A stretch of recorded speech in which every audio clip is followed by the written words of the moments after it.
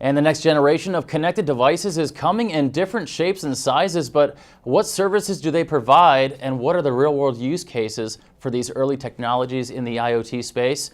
From CTIA 2014, TI Now would like to welcome leaders in the ICT space, including Dinesh Sharma, Vice President of Marketing for IoT at SAP. He's right next to me. And at the end of the line here is Fred Yentz, CEO of ILS Technology. That's a telet company.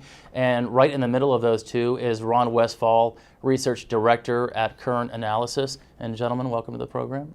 Thanks for having me. Thanks for being here. I know a few of you, or all three of you, came a long way to be here, and so did I. So glad we were all able to convene here at CTIA. Thanks. Fred, I want to start with you. Of course, we're talking today about the Internet of Things. You and I have talked for years about machine-to-machine and industrial machine-to-machine and what that means to the industry. And somewhere along that line, at least for me, the conversation became a bit more about the Internet of Things. Has the definition of IoT blurred as far as its relationship to machine-to-machine? I think, really, when we look at the origin, M to M is kind of the original acronym. There's been an evolution towards IoT.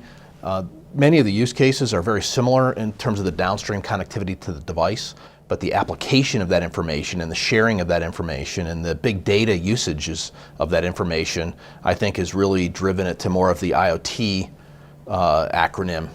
It's not just about devices to devices in the thing space, in the device space, it's applications, it's tablets, it's all kinds of ways that we can interact with that information as well, and I think it's just a more natural acronym. So you have no opposition to it now being called IoT rather than machine-to-machine? No, not at all. Ron, would you agree? To an extent. I would say machine-to-machine can be aptly viewed as a subset of Internet of Things. I think Internet of Things is a more consumer-friendly term, if you will. It is more ambitious. It does convey the idea that IP enablement of all these consumer devices is something that will impact global society, not just, for example, the industrial sector.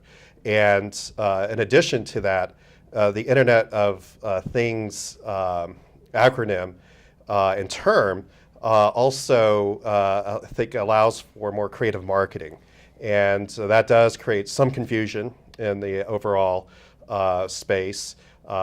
Quite frequently, if you asked a man on the street if they heard of machine-to-machine, they would have no idea what you're talking about. But if you say Internet of Things, it can ring a bell like, oh, okay, this is like a wearable device or a smartphone that can be part and parcel of improving one's daily life. So that, I think, is the more also an important distinction to make. It's a more ambitious term. It's also connecting and making it more relatable to people across the board. Dinesh, a lot to think about in the IoT space. You have to think about connectivity, you have to think about the cloud and the technologies surrounding the cloud, and also back-end technologies. How do those factors, and the fact that you have to balance those factors almost in tandem, how does that affect companies like suppliers or service providers? Yeah, I just want to further add to what Ron just said, is that it is a layering that's coming with IoT, and it's about how do you actually create meaningful insight from that data. It's great being able to collect data. We've been able to collect data for many years from different sources. It's about what we're going to do with that data. And that's where it becomes valuable, whether it's to suppliers, whether it's to customers, or whether it provides direct insight into what customers are doing. If you think about wearable technologies, that's the value of it in terms of expanding beyond M2M towards IoT. The value to suppliers and to operators out there are now there is meaningful use for that data. That's one of the things that I think we should really concentrate on now, and that's why I think the term Internet of Things, somewhat superseding where M2M is the right trend. Ron, what are the challenges right now? When I said customers, I meant operators and carriers. What are the challenges for them right now as IoT is so prolific in the industry right now? Sure. Yeah, where to begin?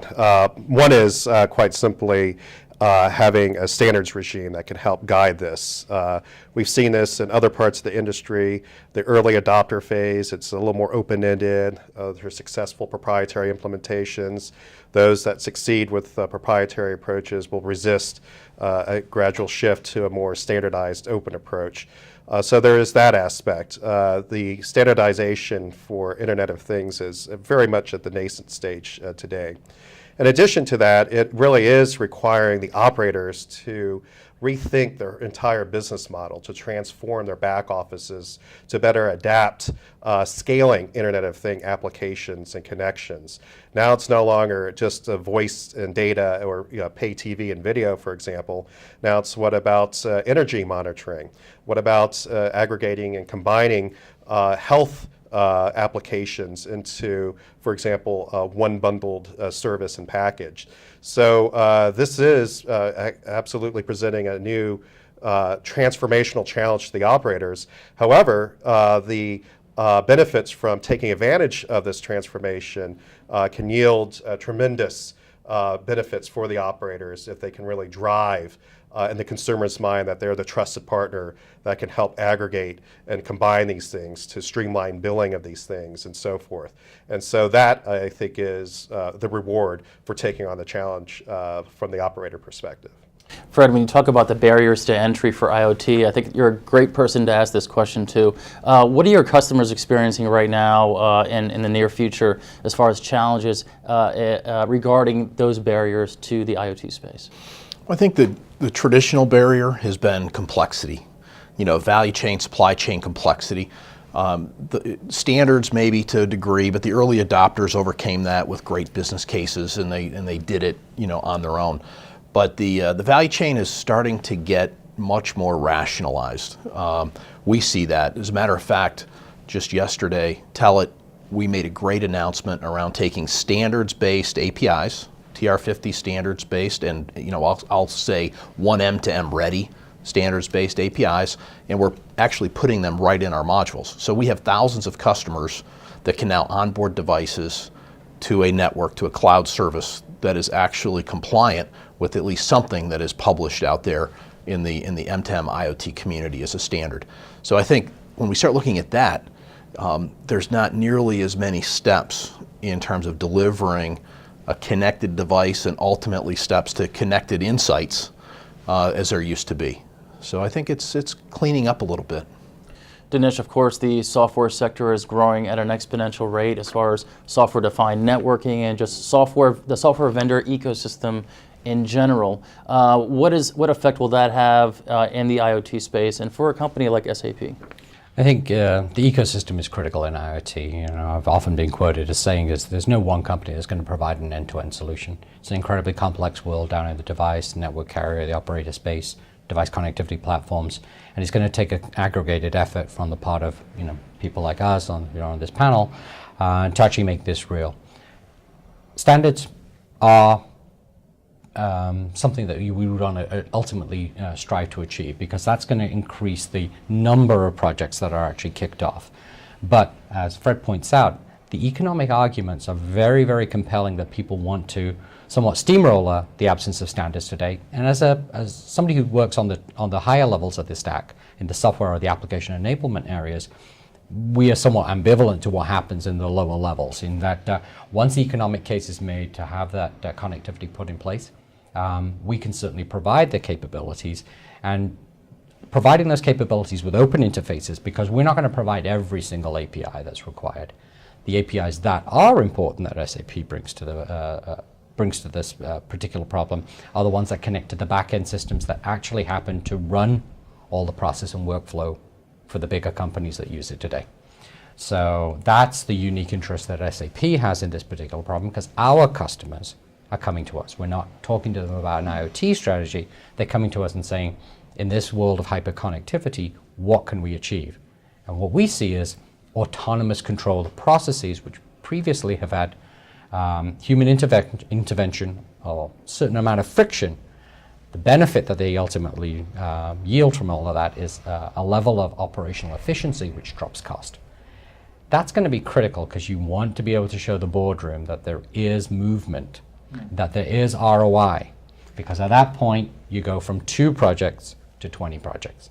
And I think those are the things that are important. But that's going to be an aggregation or an aggregated effort on the part of many people in an ecosystem. One of the things to add, when you said 2 projects to 20 or 25, part of this is making it easy for the innovator community.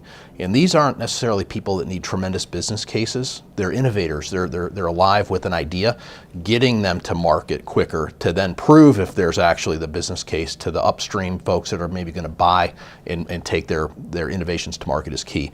So when we look at this, really driving a one-stop, one-shop model to where an innovator can have a great idea, put a module, a connection device on this idea and seamlessly connect through the network, seamlessly connect through an enablement platform, and then pick their partners, whether they're going to do a web app or whether they're going to try to facilitate a partnership with someone like SAP.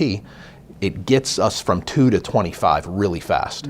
And that, I think, is tremendous. That's the part that's getting simpler today.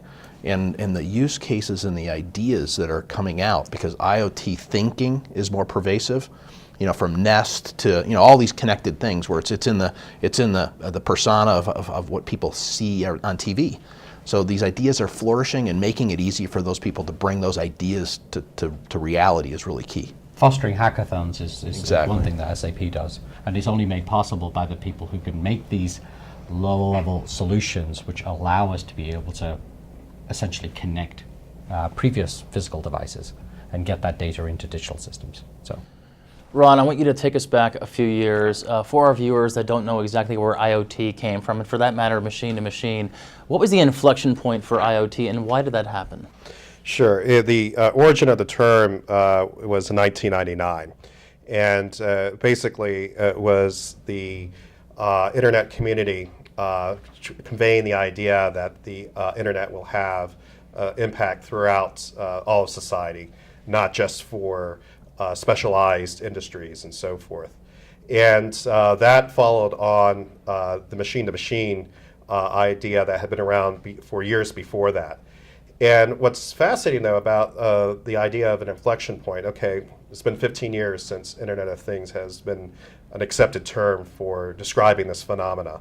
What has happened in the subsequent 15 years? We've seen a great deal of progress, that's for sure. Just look at the market numbers. You can accept today that there are 16 billion connected devices that can be reasonably called Internet of Things connected devices. And the projection is maybe 40 billion connected devices by 2020. Naturally, we can debate, these projections, but there's a consensus within the industry that we are expected to witness substantial growth across the board. It's basically a rising tide that will lift all the ships, all the players in the ecosystem, in terms of being able to target Internet of Things opportunities. And the debate about inflection point, I would humbly submit that today, this year, we're seeing this critical momentum of the Internet of Things becoming a more popularized, a more well-understood segment of the industry because it is generating a great deal of media interest this year. That it is, in essence, something that's been around for years, but had not really received the same level of its attention as it is this year. And quite simply, it's a whole host of things coming together to create that rising tide again. It's again advances that can be linked back to Moore's Law, the prices for sensors, for storage, for servers, all the networking components needed to scale Internet of Things applications and services are simply becoming more cost effective, better designed for scalability and so forth. And that's why we're seeing all of these major players ranging from Cisco, for example, on the networking side, to GE on the consumer side, and all these other players within the ecosystem, all pretty much saying this is a real deal. This is an actual business case that is experiencing, if you will, a multiplier effect. It's going to not only impact consumer realm, but it will actually impact global GNP to the tunes of trillions of dollars. So I know there will be resistance to the idea that we're hitting the inflection point this year, but I believe that there's a case to be made that we're witnessing it this year, and it will obviously encourage if you will, a hockey stick type of growth projection over the next 5 years, with 2020 being an appropriate target. Ron, you just got me excited about IoT. I just want you to know that. Well, good. Fred, I want to ask you a question. I know that Telit has a relationship with a specific company in the Valley called Sigfox. They have a dedicated IoT network for all these billions, maybe trillions of connected devices that we're going to see over the next number of years. Is it necessary to have a dedicated network for low bandwidth demand applications or technologies? Yeah, I think there's going to be several choices on network topology and type. You know, M2M and IoT doesn't mean wireless. It can mean wired, satellite, you know, a dedicated network like Sigfox. It can mean a lot of things. The bandwidth in the available spectrum challenges that we have are being offset by technologies and speeds. So, you know, I think a lot is yet to be seen what really is going to happen here. I don't think it's the types of the network. I think it's still back to the business cases and the economic drivers that is going to be ultimately, you know, you say, where's the inflection point? That's what's moving that inflection point a little bit. It's not the network. The network problems have become much more passive, I think. I think Fred makes a very good point there, is that it all comes down to economic arguments at the end of the day. IoT is another set of technologies, which is technology for technology's sake. If the business arguments can be made, if the economic arguments can be made, it's a technology that will be deployed where you'll see fit. Plus the private networks, if you don't want to have access, don't want it to be on a public network, you'll make those decisions. And that's, again, we stress it's all about business outcomes. If you keep talking about business outcomes, you'll find where this fits. Yeah. The use cases and the business drivers are going to determine what technology is deployed, to your first question, really.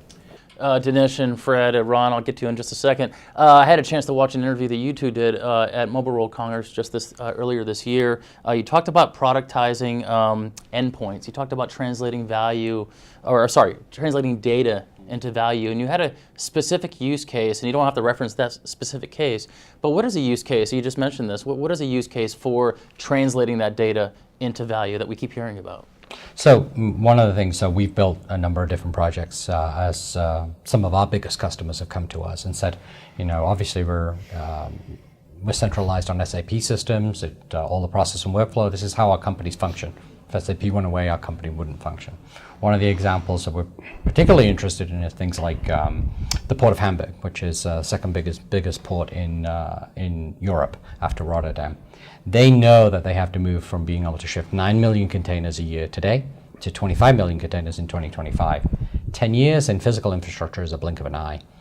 To cut a long story short, they're going to be able to do this without building new freeways or new railway lines. That is going to be done because of the connected enablement of their ultimate facility.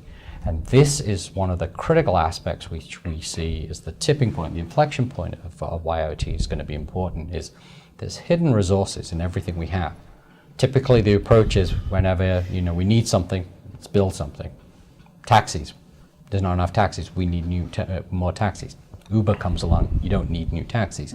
There's different ways of looking at problems. And to further Ron's point, is the inflection point is not just driven by that, it's driven by the way that we can look at the problem as a software or an analytics problem, as opposed to a let's build more infrastructure problem. Obviously, there's numbers of different examples that you can cite, things such as growing more food, the world population going up to 9 billion, 70% for more food being required. All of these things are going to be central, are going to use IoT technologies as central capabilities to be able to meet this resource requirement without physical footprint increases. That's why it is going to be one of the most fundamental things that's going to change around the economy over the next decade. So those are some of the examples I like because they're quantifiable. 3 times the more containers versus in just 10 years without building any additional physical infrastructure. Those are the things that resonate with civic authorities, those would resonate with the private sector, and those are some of the examples that we think motivate us and our customers. Fred, I want to talk about security in the connected space, machine-to-machine, IoT. How much of a factor is security right now in your 2-3 year plan? I think security is it's always on top of mind. It's clearly talked about in verticals like healthcare, right, for personal privacy and things like that. But in reality, security becomes a pervasive topic, independent of use case. There's so many things. We talked about the autonomous car before we started rolling the tape, and vehicle to vehicle. You don't want anybody to be able to come in and change anything there. There's so many things. Access to a gate, which might seem benign, but depending on what's behind the gate, may be very, very important. So security is something that the industry has to pay attention to, and we are. I think the entire industry is focused on that, and certificates and unique ways to manage security is top of mind. Ron, Fred mentioned the healthcare sector have deep concerns about security as far as maybe digital documents. What's another vertical that you think, and you mentioned connected car as well, is there another vertical that we should be concerned about? Well, I think it's not just individual verticals. I think it's really across the board. And it's cloud security, I think, is one way to even convey the urgency of security in terms of the long-term prospects of Internet of Things. Because with all these rosy scenarios, one potential major hiccup would be the security breaches that we're hearing a lot about in the headlines. Obviously, we've seen, the Target security breach resulting ultimately in the CEO resigning. We're seeing A-list celebrities now interested in cloud security because of the iCloud security breach. And so this is something that is not just limited to the health segment, but it certainly applies to the energy segment. It certainly applies to the connected car segment we already touched on. And what is actually driving a great deal of operator decision making, for example, is the fact that cloud security, bar none, ranked as the top concern amongst all these other challenges that they're confronting, adopting virtualization, making data analytics more efficient, et cetera. That ranked in a recent survey that was conducted as bar none the #1 concern. So it's even elevated more than ever, to Fred's point, that it's always something that's a concern. But the last thing a mobile brand name or an operator brand name wants to have is a security breach linked to them that's massive and causes a PR fallout. And this is not just serving their consumer and enterprise customers, but the verticals that they're targeting, and vice versa. Obviously, any vertical out there is going to be making sure that the security component is in place first before they more aggressively adopt a cloud implementation, before they invest more robustly in an Internet of Things type of business plan and so forth. So that, I think, is the fundamental issue that can cause a hiccup in these growth projections. Dinesh, is that? I mean, I'm sure it's accurate, but is that just the industry at large is going to secure connected devices before they think about launching them? Is that? Yeah, I think security is a topic beyond even IoT, as you point out. As more and more of our lives are lived digitally, security is going to become a pervasive question, as you're pointing out. That's top of mind for everything. IoT is an interesting situation because, as opposed to your phone or your computer being a portal essentially into your data, which you potentially are monitoring on a regular basis at least, what happens when there's 10 times the number of portals into the internet, which are theoretically not as monitored as effectively because there's nobody actually looking at that data? It is going to be something that's critically important, whether you think about, we do look at certain verticals. That's very important how SAP goes to market. So we think about the data and as far as utilities are concerned. There's tremendous value, and there has to be trade-offs, risk-based trade-offs around understanding the level of autonomous control that you want to offer an application to provide a level of service or capability versus what happens when you actually put those processes online effectively. Our belief is that with working with this extended ecosystem, you have best-of-breed technology providers in the mesh networks and the device connectivity layers who understand security from that depth of level. You have best-of-breed application vendors like SAP who understand application-level security. It's security across a multiple spectrum of different areas.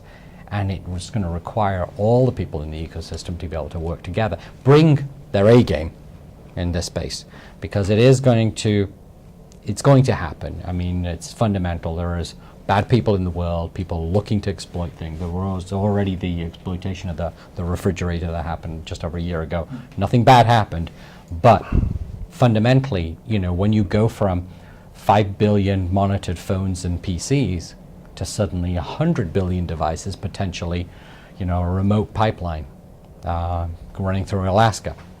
There's nobody within 200 miles of it. All of these things are going to start to come into play, and we're going to see something, but it's going to be require. I feel comfortable that with the companies that are getting together in the ecosystem, that they are bringing their A game, and it's not like SAP dictating a security policy for low-level devices, because that's not our speciality. They're not dictating application-level security, but as an aggregation, as an industry, you know, ecosystem, pulling those things together, I think is the best hope that we're going to have to having a secure Internet of Things in the future. You know, an observation is, as you say, enterprise-grade security has always been top of mind for people in the enterprise software business. And we talk about some of these breaches, right? Whether it be the credit card breaches and some of these very large things. That's interesting, but that's data being taken, exposed, whether it's personal data or credit card data or you know, images being exposed. IoT brings a different level, as you said, it's clearly the total massive connections, you know, is quantum, you know, orders of magnitude bigger sometimes, but it's also the command and control aspect. So it's not that I've got neat things that I've acquired inappropriately that I can exploit. I can actually go now and exploit a thing that isn't attended, to your point, you know, a pipeline in the middle of nowhere. So that control point of view of IoT is a little bit more, I think, maybe unnerving as we think about IoT. But there's also an opportunity there. I mean, if you think about the Target breach was via a HVAC vendor, and they just needed monitoring for the systems, but they had to create an open port to allow the HVAC vendor to gain access. If it had been a connected HVAC system with standards which were part of an IoT ecosystem, it would have been handled in a completely different way. But it was an ad hoc backdoor that was given to be able to monitor this. Whereas, so there are opportunities if people are looking at it as thinking about a connected world rather than, oh, this would be interesting to have our third-party vendor monitor the system. That's some of the things that I think are opportunities, as well as, you know, when you allow people to build solutions on their own, sometimes bad things happen. I think is that what we want to do is aggregate those capabilities and give people the ability to build something that's secure. Okay. Well, we've talked about some of clearly the caveats of IoT, but also a number of the benefits of IoT. I wanted to get to a couple of these use cases for IoT, but I know we're running very short on time here. We've done our 30-minute gig here, and it's time to get back down to the floor. So I'm going to let you guys go. Dinesh, thank you so much for being part of our program and being in our mobile studio. I'll get to some of those use cases maybe at Mobile World Congress when we are there as well, and hopefully we can connect. Ron, I know you have to be somewhere. We appreciate your time, by the way, on the Value Chain documentary that was just released on September 2nd. Right. If you guys want to watch that, it's on tinow.org. And Fred, thanks for sitting in, and as always, giving us your unique perspective on machine to machine. Thank you, Ed. Thanks a lot.